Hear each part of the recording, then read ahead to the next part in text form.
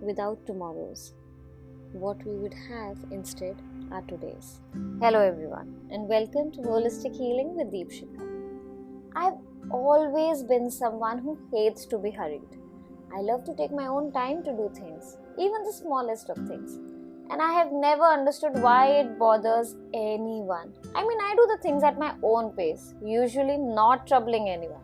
But still, for some reason, I have had instances where it has upset the people around me. It is so calming to simply do things at your own pace. I think the only time that I feel anxious or get my "oh my god, I can't handle it" look is when someone tries to hurry me into anything. And recently, while I was running and I was thinking about the various things that tend to go through your head while you are running, I started thinking about this particular topic, how everyone takes their own time to do anything, be it a project or a task at work or learning a new skill, or be it reaching someplace or finding something or someone in life. In a world that is characterized by diverse work environments and evolving professional norms, understanding the implications and nuances of this phrase becomes essential. At its core, working at your own pace signifies the autonomy and flexibility to determine the speed and rhythm of your work. This can manifest in various ways, from setting individualized deadlines to choosing the order of tasks, allowing individuals to tailor their work style to best suit their strengths and preferences.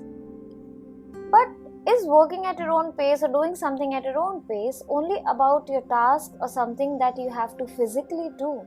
What about emotionally and mentally? And that is what I kept coming back to. We all understand that how doing a particular task at hand at our own speed and pace helps with productivity and creativity. It also helps overcome challenges and gives the opportunity to be flexible and adapt to the rapidly changing work environment. But somehow, when it comes to understanding all these aspects in relation to events that affect us emotionally or mentally, we have a tendency to overlook each and every aspect, even though it is well known and understood that the psychological impact of working at your own pace is profound. It nurtures a sense of agency, reducing stress associated with externally imposed timelines. Yet, when we are faced with situations that stress us emotionally, we tend to fall back to the various distractions that are so easily available these days, or get impatient with ourselves or the person who's facing such a situation. The favorite phrase that I have heard is "Chodna jane de," meaning let it go or let it be. But we never stop to accommodate the time needed to do exactly that. We are in such a hurry, or the reluctance to feel these emotions is so huge that generally sitting with our feelings is not an option. And God forbid if it's a situation that involves someone else who, God bless our ego, makes us feel that person has moved on or is better handling the situation, then the only right thing to do is to push our feelings deep inside and pretend or believe to have moved on, isn't it? Without realizing that something like this affects our health in such extreme ways, and the kind of emotional baggage we keep adding to our already heavy sack. We often tend to judge ourselves by how other people going through something similar handle the situation. And that is so wrong on so many levels, for the simple reason that all of us are unique. And if all of us are different from each other, then how can my pace to handle a certain situation or overcome an event be same or even similar to anyone else's? When this realization came to me, I stopped judging myself. I used to have the shortest level of patience with myself, always ready to judge myself for feeling or not able to just breeze past all events in my life.